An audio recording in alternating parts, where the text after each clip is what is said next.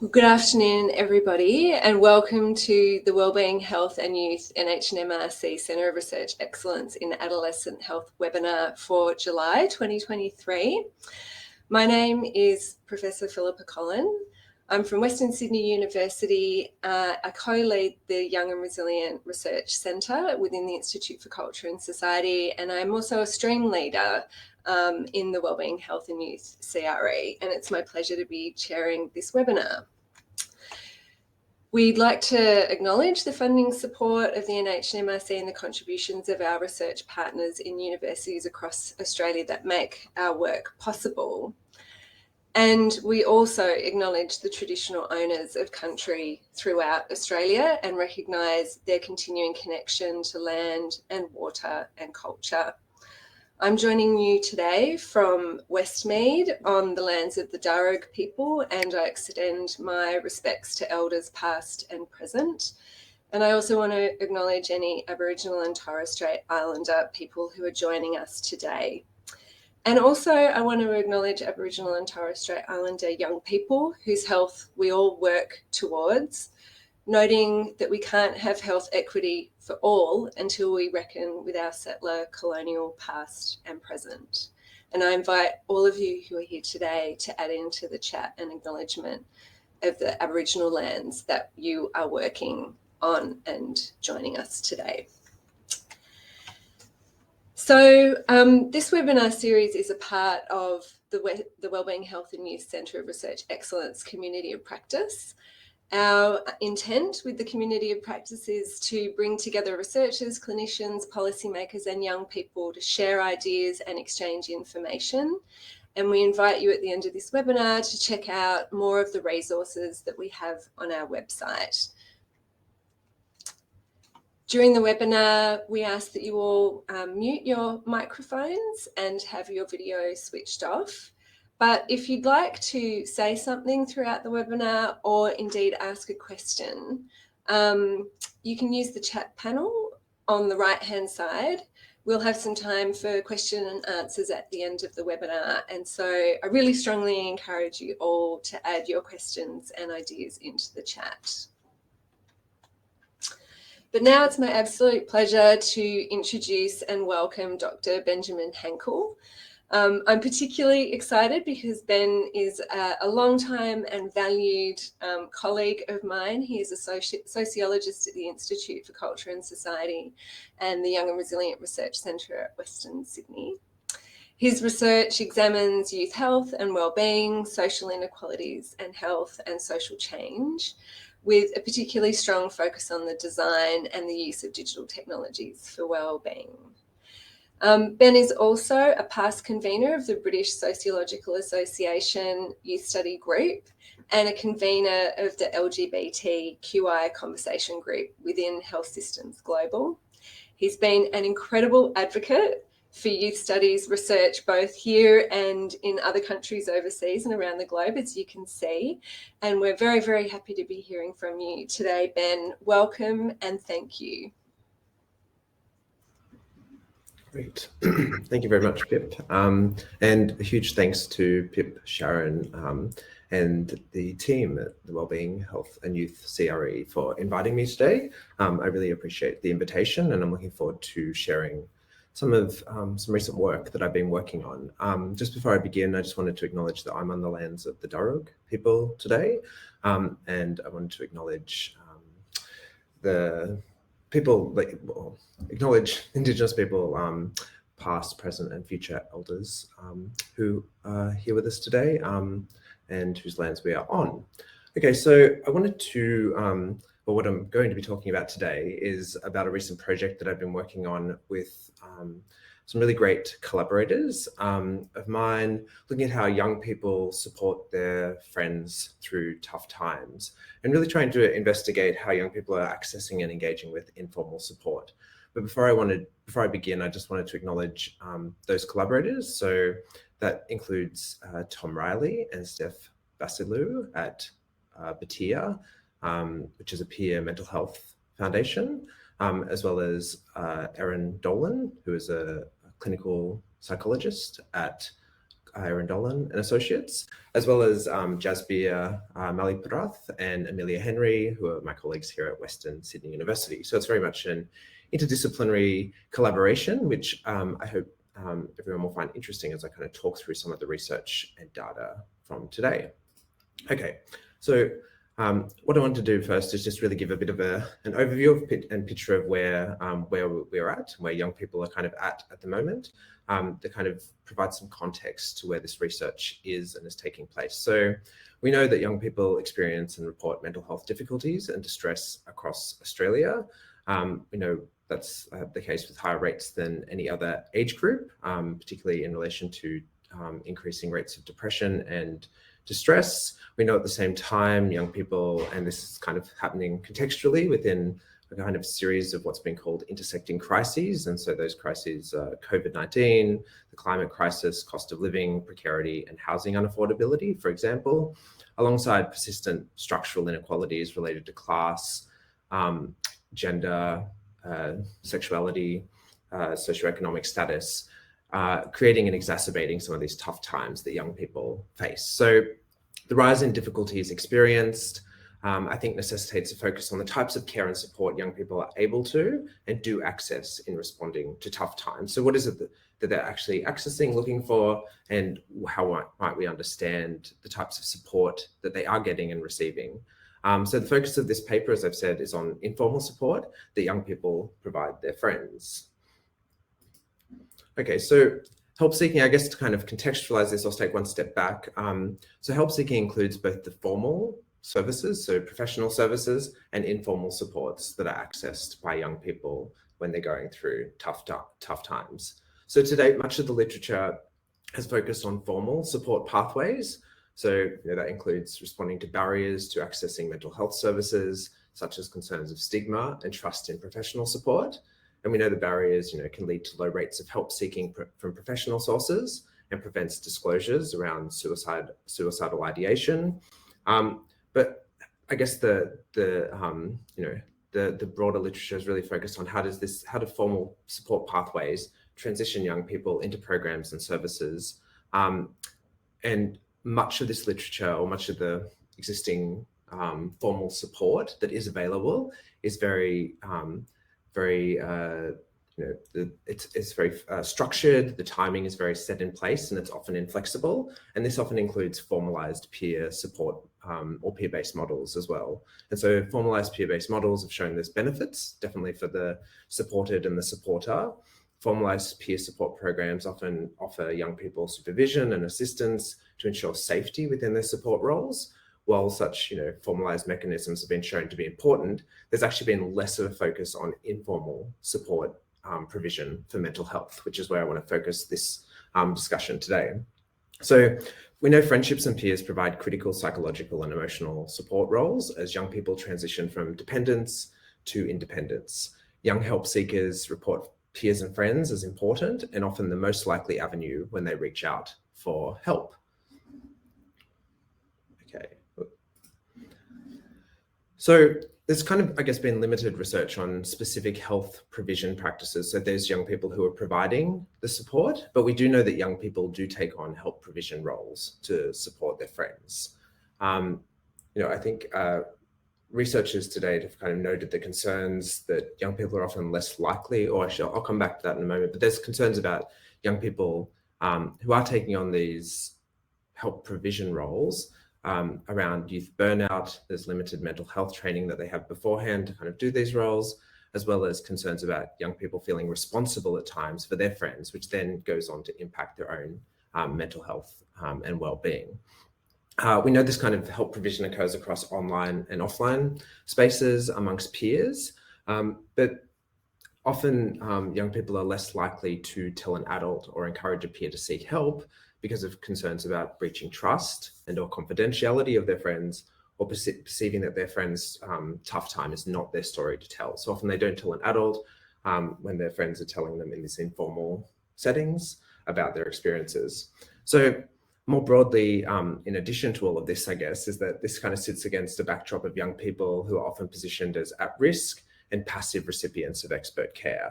This is in contrast to them being considered for their own expertise in help-seeking pathways, who have critical expertise to add, and as these studies suggest, are active participants in caring for their friends. So to this end, we wanted, the team and I wanted to better understand the expert roles that these young people take on in providing care to their friends, and how that kind of, I guess, takes place through forms of friendship and care.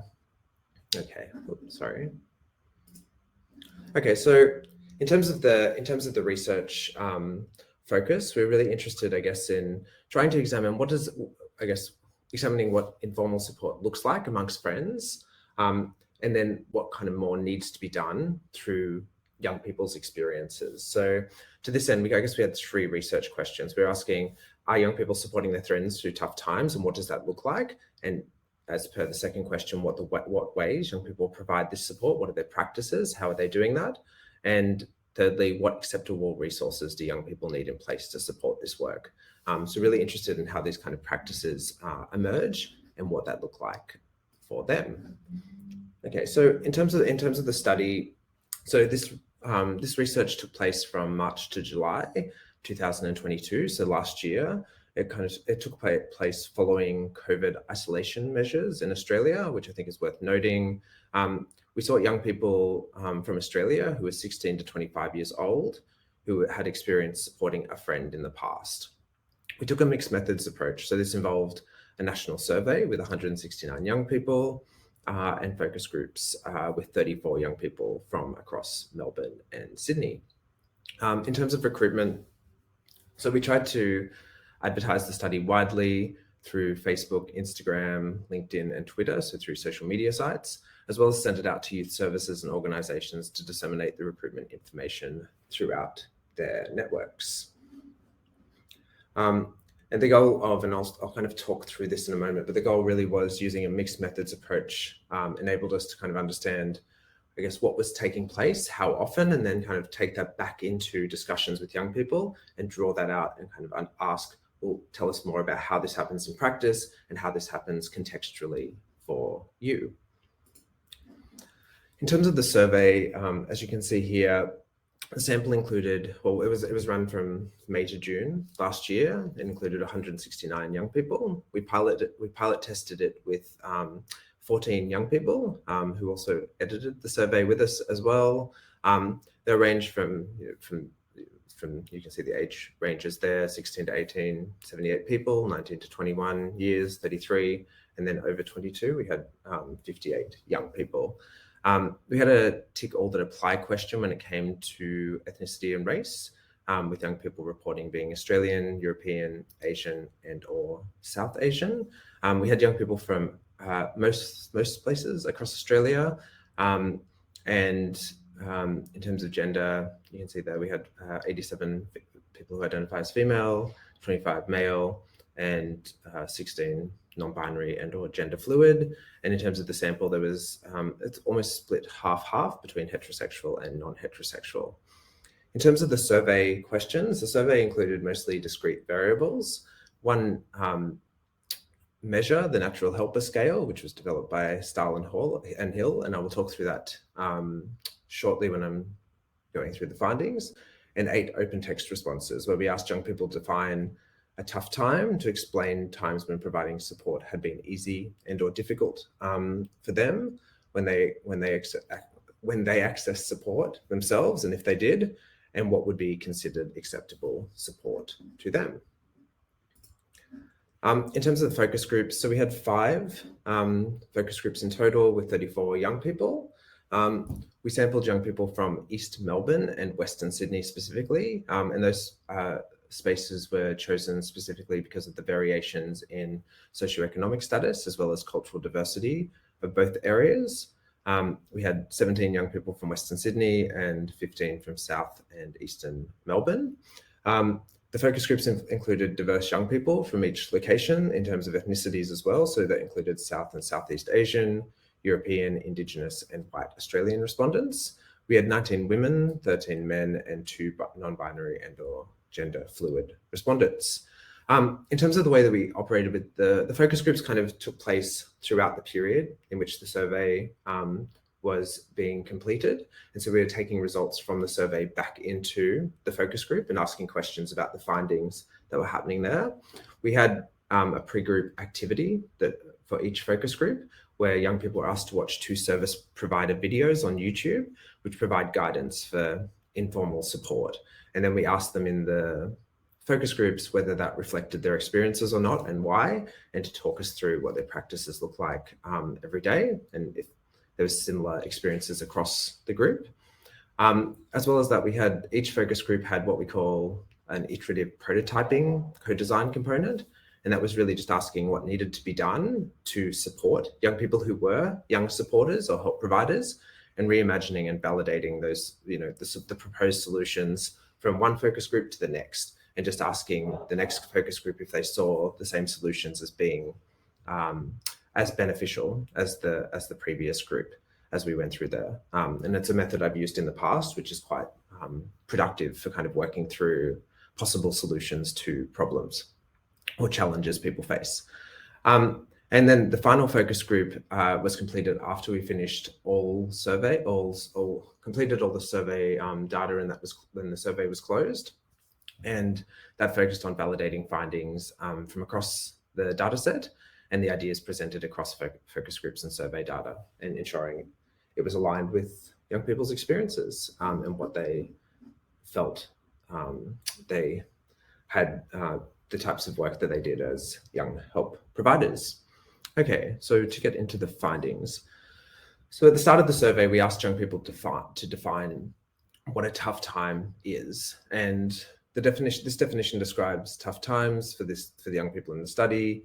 It illustrates the ways young people are talking about the varied ways tough times impact emotional well-being and mental health outcomes. So as you can see here, and I will just read through, we compiled this from all the definitions that were submitted.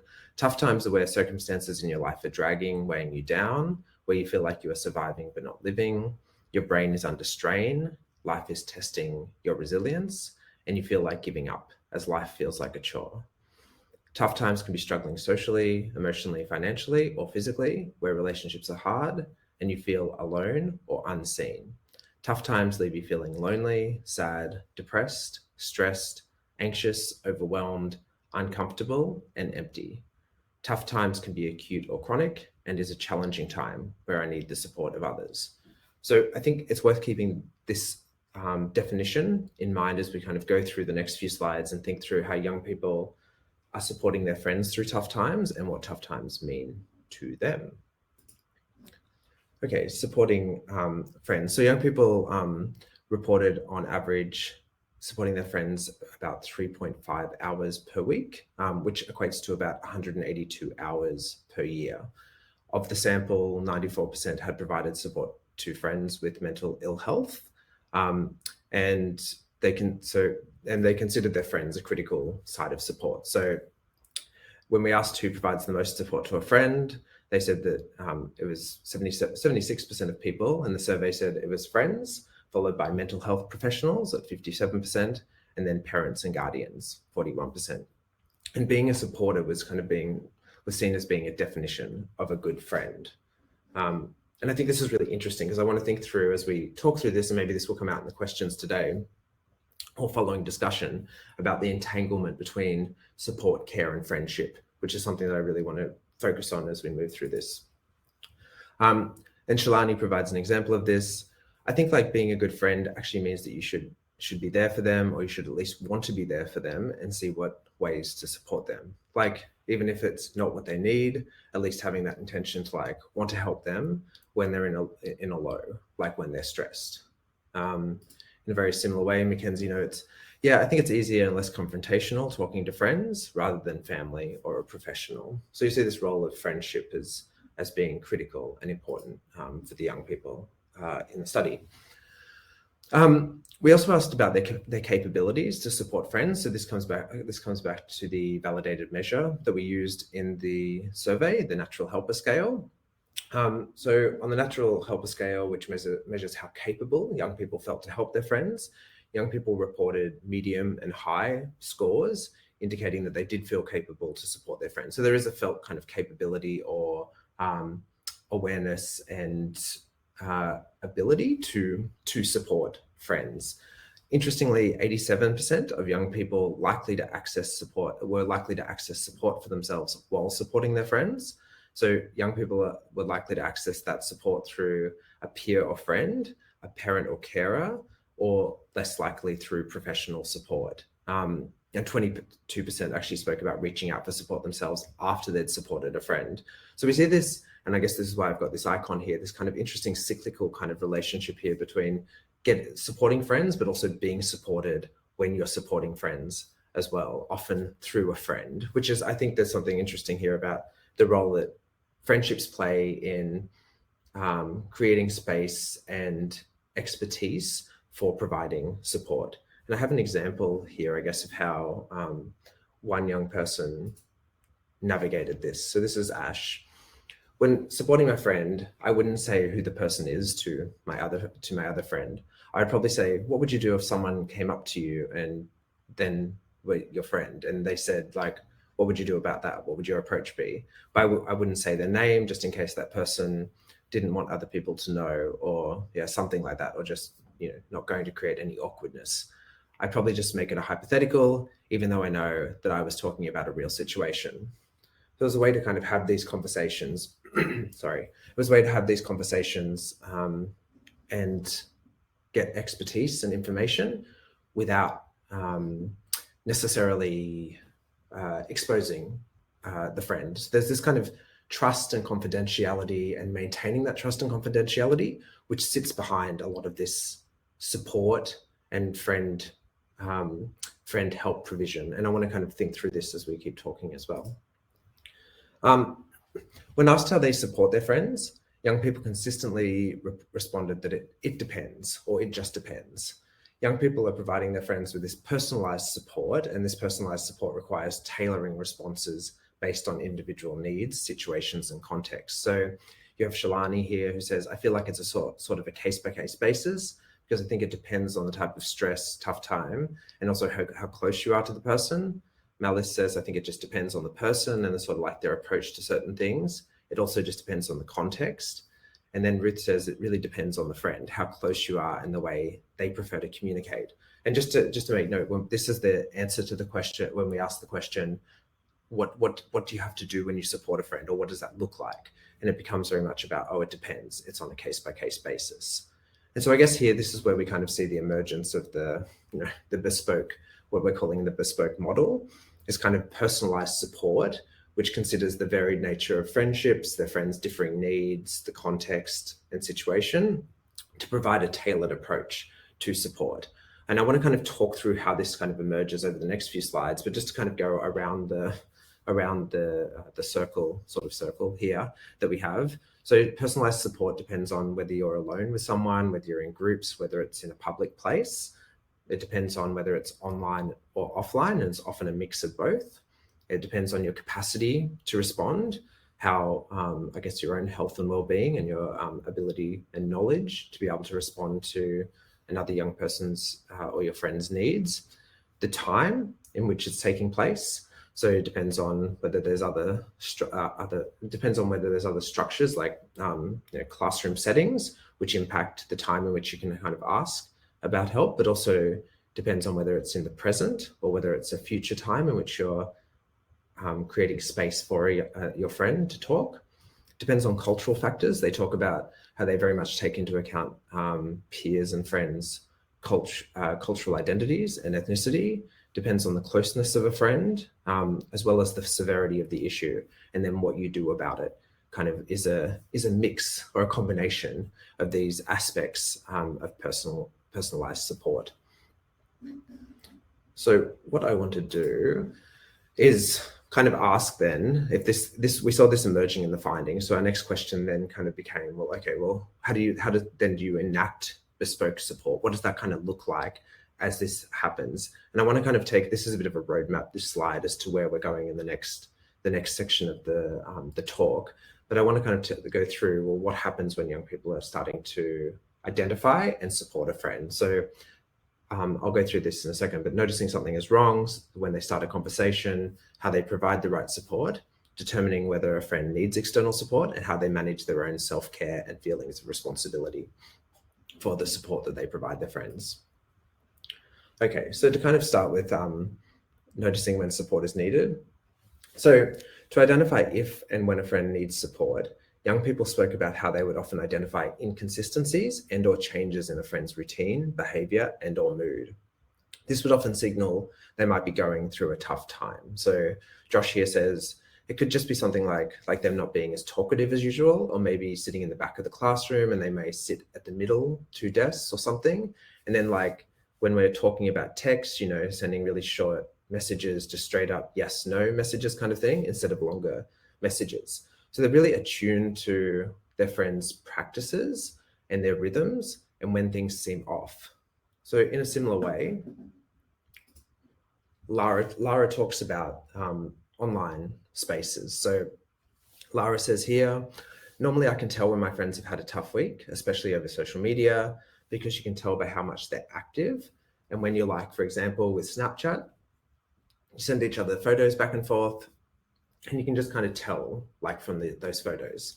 So such inconsistencies in friends' patterns, rhythms, and routines were noted across kind of online and offline settings, as Lara indicates here, where young people would be interacting with their friends often on a daily basis. And they're very aware of how this kind of, how this might be an indication for their friends' mental health or the kind of tough times they might be experiencing, and might be a time to approach a friend and engage with them and see if they need support. So when recognizing a friend may need support, young people spoke about the careful ways they created spaces to be available for a conversation with friends. So this often meant having careful conversations where, you know, Padma explained, you kind of tailor the conversation to what they need and what they require most. Omar, as well, like others, spoke about starting an open conversation about something else, because people are usually not comfortable with giving an answer straight away, because if they want to hear, okay, then it would, you know, give an answer straight away, but most of the times they don't. So you start off with something, you know, outside of what is like the issue, maybe about a game or something else, until it feels comfortable enough. And I think there is some gendered aspects to this, to kind of talking about supporting a friend and moving into a discussion about mental health. But everyone spoke about the need to kind of tailor the conversation to fit the person and kind of pad the conversation initially at the start, often, to then go into a more of a deeper conversation if your friend wanted to, about providing support, and then kind of almost finishing the conversation with something more jovial or joyful that would kind of like bring your friend's mental health back up, or make them feel kind of relief kind of coming out of that deeper conversation. That's the way they kind of framed it. And it's worth also noting that places were carefully chosen as well. So at school, for instance, young people would talk about finding private spaces to discuss over lunch. So some people spoke about choosing the end of the school lunch bench where they could have a private conversation, or walking to a classroom in between classes to check in with friends. And such conversations were happening across school, via text message. One person, the discussion started on the train on the way home, and then he and his friend continued those discussions over text message once they got home. But they spoke about it also as happening on walks, when they're going on walks on weekends, via direct messages on social media, or when they were driving as well. So these kind of conversations are happening in a lot of places, but there's these careful strategies behind the conversations, and I guess the emotional labor that young people are putting into making sure that their friends are in an okay space, but they carefully move into those conversations to have those conversations. Also, interestingly, they also spoke about, I guess, asking more than "Are you okay?" So in having these conversations, young people emphasized it was, you know, as I said, asking more than just "Are you okay?" Ash, for instance, said explicitly that it requires asking more than a kind of empty question of "Are you okay?" It requires being a lot more specific and directing questions with a bit more intent. So there's this kind of sense, and it came out in the interviews and in the focus groups and discussions, about you have to be able to express genuine care. And Ash continued, you know, that it requires these specific directed questions. Ruth kind of said this in a similar way. I like to check in with how people are feeling, but you have to reinvent how you're going, how are you? You have to ask, it's like if someone gives you the blanket, I'm good, how are you? You have to go, no, actually, how are you going? Like, what's been going on? How are you feeling today? Tell me what you've been up to. I find that's a really good way to sort of break through and get people to open up. So there's this kind of emotion, like I would say, I guess you could call it emotional labor, or like strategies that are in place to get their friends to open up and to have some of these conversations about the tough times that they might be experiencing and how they can support them in some way. So letting your friends know you are available also serve the purpose of letting your friend know that you're available in the future. So when I mentioned the kind of time or temporal kind of aspects before, this was about saying, yes, I'm here now, but if you're not okay to speak now, we can also speak in the future. So Kylie said, if they brush you off, they still kind of remember you as a person willing to listen to them when they're ready to open up, which I think is important. She says, but just like saying, hey, you're okay, like I'm here for you. If you need me, saying like, I've noticed you've been doing this. Just let me know. I know you might not be open to talk about it right now, but maybe we can have a conversation in the future.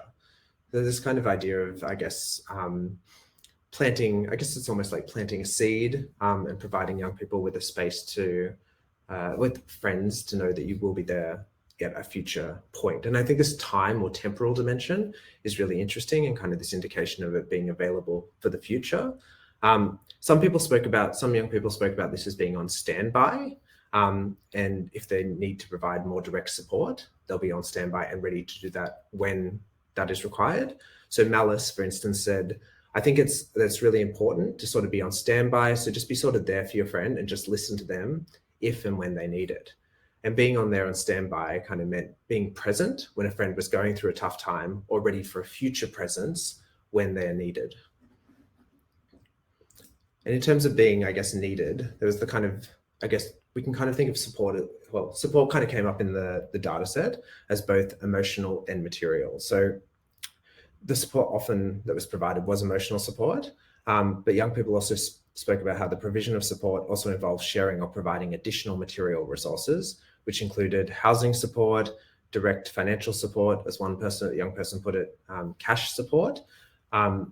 Another person provided some financial support for a friend when she lost her mum, or it could be a resource that they couldn't easily access, such as an Uber or taxi to get home when a tough time or threat was an immediate concern. And so Karen provided this example here. She said, my friend had issues in a past relationship where there was violence involved, and I got a message at 2 a.m. that said, I'm leaving my girlfriend's house, like I'm going to go home. And then it was more like, okay, I've been drinking, I can't come get you, but I'll jump in an Uber. What do you need? Send me the Uber driver's thing. Like it went straight into like helping mode, rather than sort of just like, oh, that, like, well, your partner shouldn't have done that. It was like, okay, let's get you out of harm's way. And then when you're ready, we can talk about what happened and what you need and what we can do in the future and things like that. So this kind of idea that, I guess, support can be both emotional and material, but also this idea that for Karen here kind of mentions how she's immediately supporting her friend, as well as being prepared for a future conversation as well, where she will be able to have an ongoing conversation about this to support her friend as and when she needs it. Young people also created spaces for their friends to be vulnerable as well, and use listening as a critical practice, I would say, when providing support. So one aspect of supporting friends was to, as Ruth said, validate how they feel. And as Ari says here, remind them that issues are valid and heard. Others contrasted listening as a particular practice, even though sometimes they wanted to provide a specific solution to a friend's problem. As Malice said, I think, I think that's a lot of the time someone wants to feel comfortable opening up. It's like they don't need a solution to the problem. They just want to be able to be vulnerable and sort of have that emotional support. And the young people we spoke to are very aware of this, of creating these spaces where young people could, I guess, feel a sense of vulnerability, or have a space to be vulnerable, but also be validated as well. Feedback or solutions were offered some of the time, but again, it was dependent on the friend and situation. For instance, Geeta provided solutions when she knew a friend would be willing to take feedback on of any kind. Karen, reflecting on some of their friends, noted they're fairly knowledgeable in what ails them, but less so about what to do about it.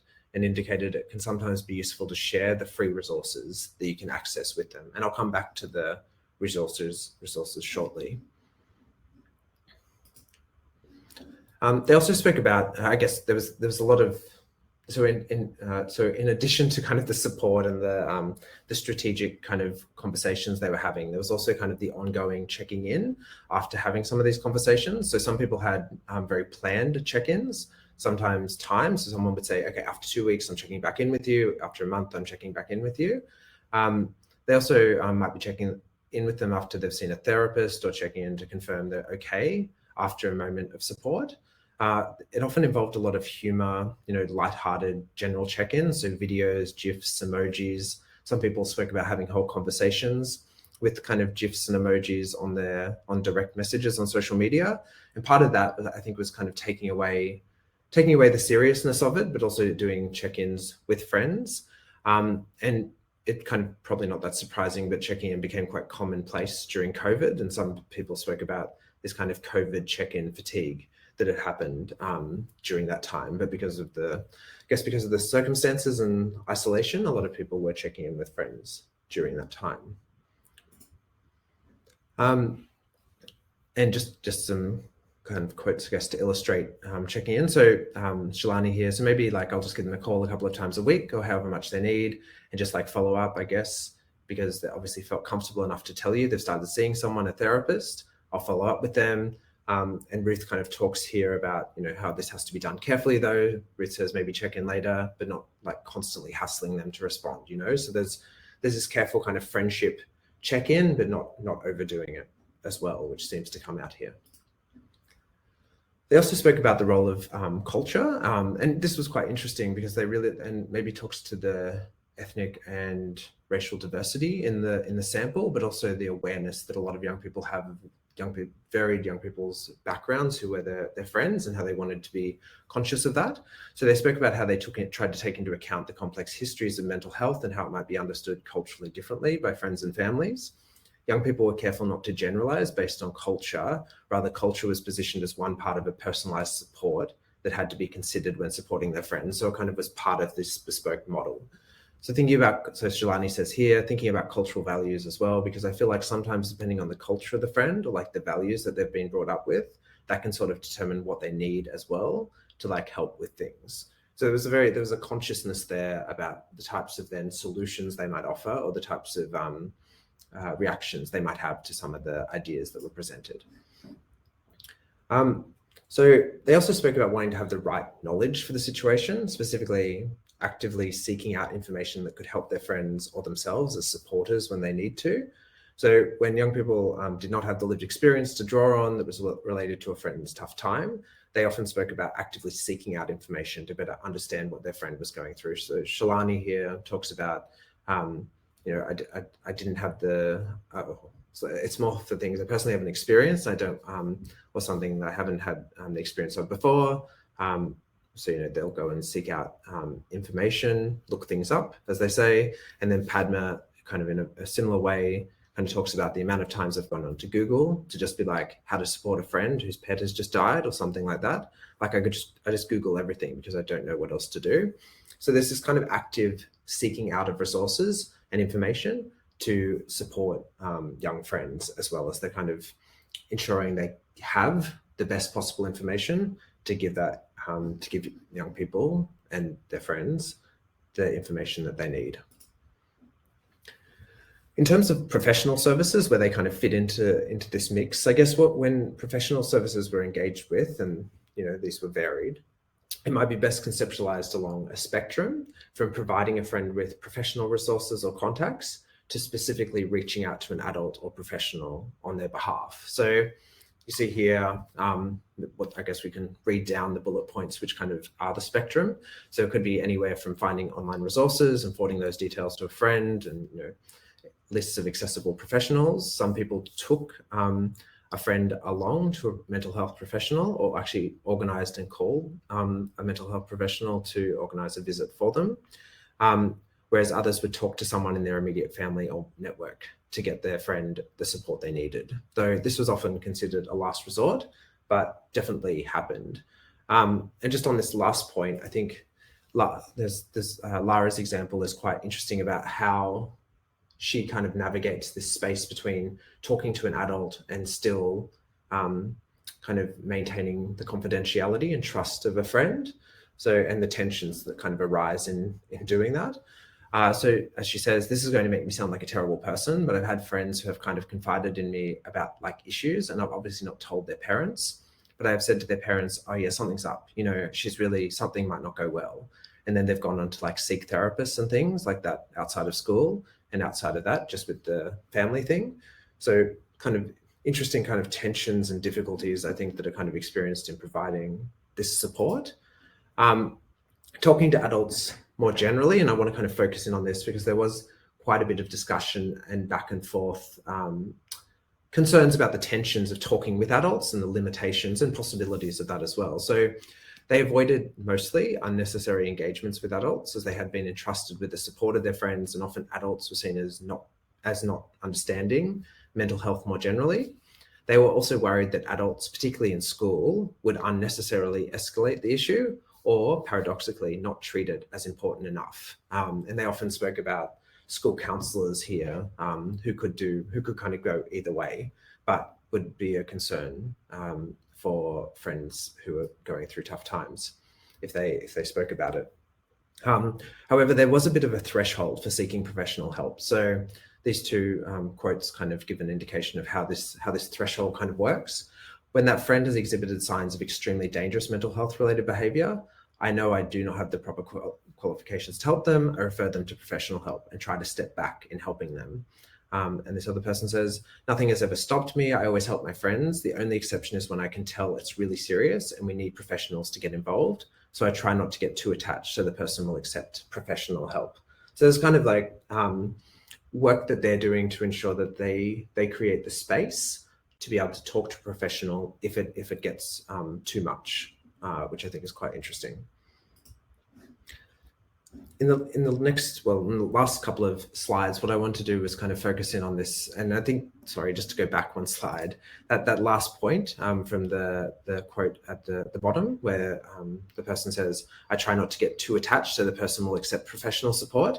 There's this focus on attachment and detachment and self-care that also came up in the data set as well. And I want to just focus in on that for a moment. So young people across the findings spoke about how they need to ensure they have the capacity and well-being, their own well-being is met before they support their friends. Often this was learned from taking on too much previously when they didn't have the capacity to support their friends. And so this was one of the reasons they often chose not to support their friends, or they created some boundaries around when that friendship could be engaged with. This was about self-care. So for Jay here, they say, so you feel responsible. I definitely learned that like one person cannot do everything or do that, could not support their friend. And so you have to understand that you need to like step back. And while you feel honored, I guess to be that person, you can't be that person 24/7, and you need to know where your boundaries are. So it's kind of about setting boundaries in a similar way. And this is where I guess it's about self-care and not supporting at times. Celine said, you can help your friend, but then you've got to make sure that you're okay first to do that as well. And Ash said, I think another important thing is being able to say no to friends that are going through tough times. And I know that probably sounds counterintuitive, but when you're in a really bad headspace yourself, trying to help someone else, when you're already feeling like, in my experience, I've been to really low points, and then all the friends have been like, I'm feeling like this, and I'm like, look, I don't know what you want me to do. I'm not doing so well, and that kind of stuff.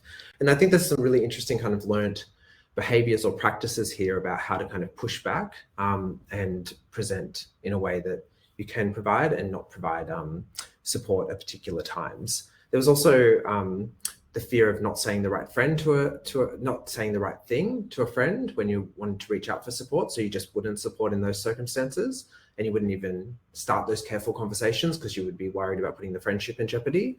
And then the other, I guess, aspect of not supporting was when systems or infrastructures didn't allow you to create those, engage in that support, such as digital devices in schools not being provided with, or not allowing digital devices to be used, which then stops access to such support. Pip, I'm seeing you on the screen. I know I'm nearly done. I think, Ari kind of sums it up here by saying, I feel like giving support, it's not a formulaic thing. And so this kind of brings us back to the bespoke model. So just very quickly, young people are tailoring care to respond to their friends' needs. This is not one moment of care, but ongoing kind of online and offline care, which relies on a bespoke model of care designed to respond to individual friends' needs. So this logic of care requires on careful negotiations, considerations of where their friends are at, and care is relational in this way and not time-bound, and it's co-produced with friends, and as I've said before, is entangled with friendship.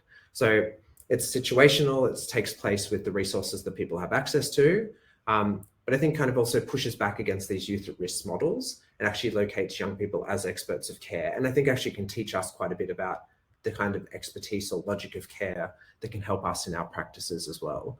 And I wanted to finish, I guess, with this point about how young people are, we see young people being very careful in implementing bespoke models and are engaged in this emotional work.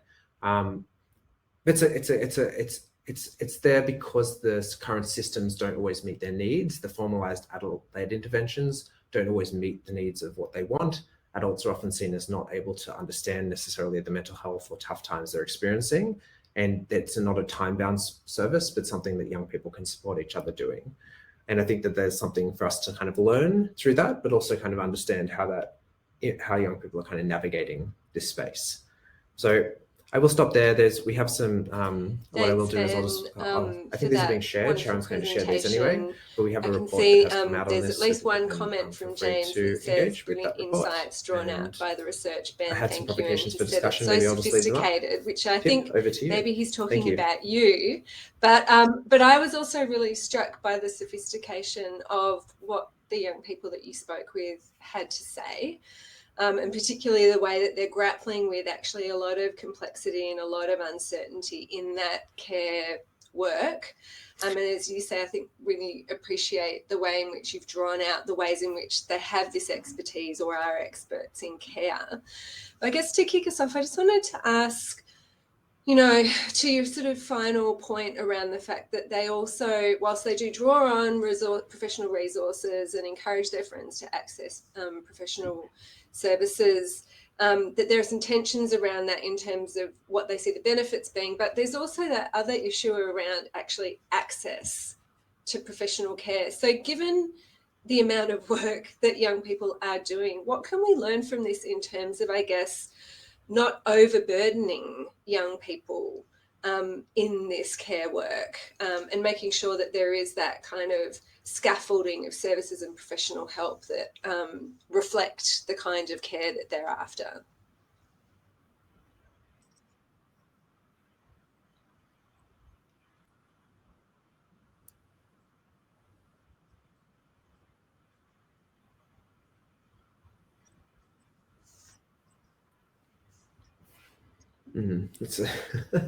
So that's a good question, but also I think a big question, Pip. I think that to me, okay, there's a couple of things here. I think there's a recognition of kind of the way that services are already difficult to access at times. Some people don't already know about what services are available as well. So there's kind of like one part of this equation that's kind of happening. Young people are kind of struggling to locate, identify the best resources that are out there. They're kind of using those resources that they have. Some young people said, we don't have all the resources at the moment, so I wouldn't necessarily know where to send my friend. But in most cases, they had some ideas on where they could send their friends or where they could send them to go.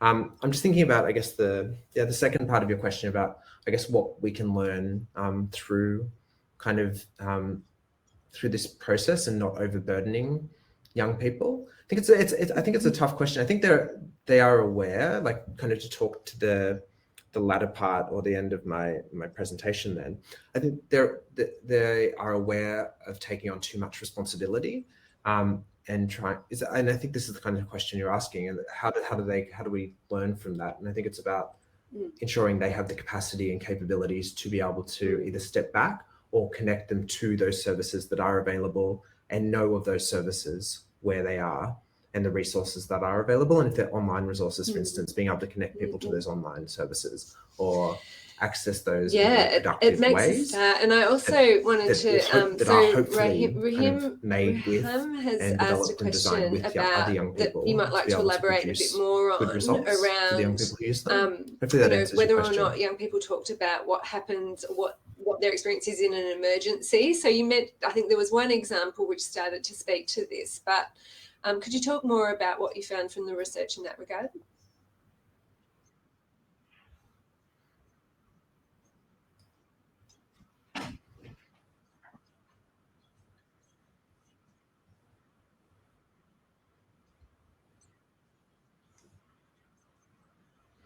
Yeah. So in terms of when there was a, I think, yeah. So when there's a bit of a threshold, as I was talking about before. So when other young people would come to them seeking their support in, for instance, like you say, an emergency or a period where they wouldn't be able to deal with it, then they would escalate the issue. The escalation would often happen through someone they trusted, and that would often be a service, either a service provider or an adult in that situation. So there's this big, like I said, there's this threshold where it's once it becomes past a point at which they can't deal with it or they need to provide service as something to their friend, they would seek out resources and or adults quite quickly and connect the young person to that as a resource. It wouldn't be something that they would necessarily sit on, but they would assess the situation. So there's this big kind of, we spoke about it when we were developing this research and report as triaging. So young people are involved in a lot of triaging to something. So whether it's to services, to further discussions with them, to support of some kind. And this would be part of this triaging kind of process. I think there's space to kind of enhance capacity and capabilities of young people to do some of this triaging work. And maybe that's about ensuring they have the resources, not necessarily enough like through formalized settings. It can be just so they have that kind of informal support in place and the resources, but it would be so that they could kind of triage more effectively perhaps. But then it comes back to Pip's, I think, original question, what happens when the services, there's limitations in the services or services are currently dealing with like capacity issues as Thanks, they Ben. are, where do they go and what do they do in those Harvey has a question situations? just Because about that the becomes relationship more between the difficult, survey young and people seem the to be trying to focus group navigate data and that, some of those, while also the way in which you've supporting and worked with responding to those friends' different needs. data. Could you say a little bit more? You mentioned about how you used this focus groups to kind of expand on and explore some of the things. But did you also, I guess Parvy's asking if you used a process of triangulation or something else to kind of consider, the more nuanced data in the focus groups in light of the survey?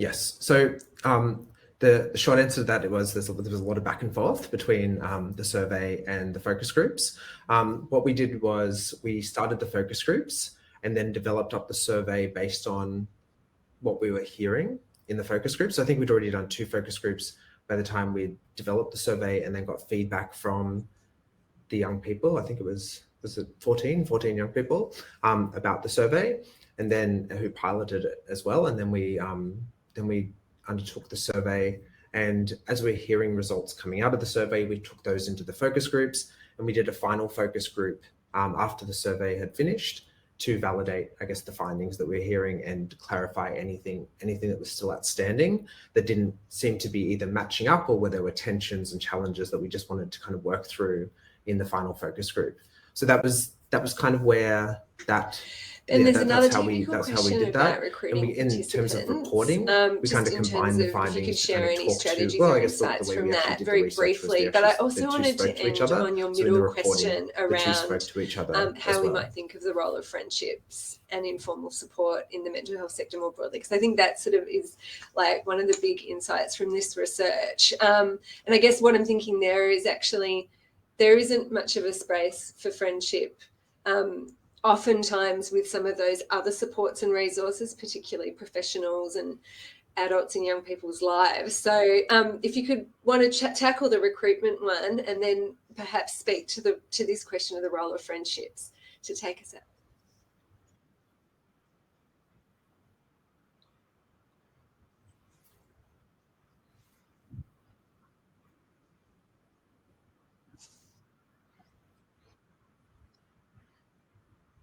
Yes. Great, we'll do. Okay, so in terms of recruitment, yes, so we recruited across social media channels. We did use a little bit of paid advertising. So the project was funded in part by Batia and in part by internal Western Sydney University funding as well, a Vice Chancellor's Research Fellowship that I had. And so we used some of that funding to support some recruitment advertising, but we also sent those posters that we developed through youth organisation networks and channels that we had access to, and through the youth sector. Some of you may have actually seen it when it was going out. So we did send those out. Yeah, and I guess we tried to spread it as widely as possible, but for the focus groups, because we focused in on Western Sydney and East and South Melbourne, we sought out youth organisations in those spaces and schools to try and push out the recruitment into those spaces where young people might already be accessing some of the services there. In terms of the second question, Pip, about how we might think about the role of friendships and informal support. So I think it's a good question. I guess I put it up as a provocation that I have, I think is a difficult one to kind of locate where friendships might kind of fit within the mental health sector, because these are important for the young people that we spoke to. So what we've done, I'm just going to flick back a couple of slides here. I don't know if everyone can see this, but we've got some general recommendations so this is the report. We've got general recommendations and some clinical recommendations. So the general recommendations talk to the kind of emphasizing the importance of friendship, and I guess enhancing the capabilities and capacities of both service providers and parents, and I guess teachers and educators as well, in recognizing the importance friendship plays in supporting friends and ensuring that they have the resources to kind of support each other, as well as, and I guess the clinical recommendations talk to how this actually might be brought into the clinical setting. So how can we actually bring young people and their friendships, sometimes actually friends, into the clinical setting with young people, recognize the role friends might play in actually setting up clinical encounters, I guess, or engagements with psychologists and counselors, as much as asking about friends in the clinical setting itself. And we've developed up a tip sheet as well that actually might be useful, and it doesn't, don't have to use this, but might be useful for service providers to actually give to young people who are in those clinical settings to kind of think through how they can support their friends if their friends are going through tough times. Because the people who are actually in and seeking, I guess, therapists, counselors, in those clinical encounters, they might be both friends who are being supported as much as they are friends who are supporters as well. So recognizing those dual roles that people play, I think, are really critical. And I guess just to kind of like, touch on my final question as well, I think there's a really interesting question there, and the elephant in the room is about how do we also support those people who don't have those friendships, because friendships become a resource, and if the mental health sector takes friendships as a resource seriously, then we also have to take into account when that resource doesn't exist. Our webinar is about to end, and thank you especially for walking us through the research and the findings. There were quite a few comments from people about the very appreciative of the level of nuance and insight that this research has provided.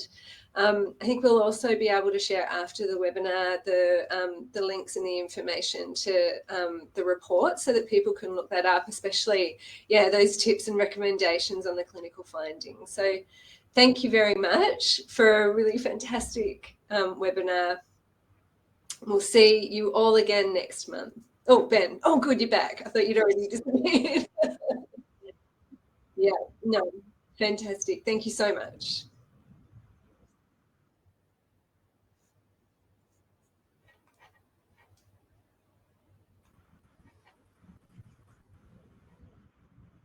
Yes.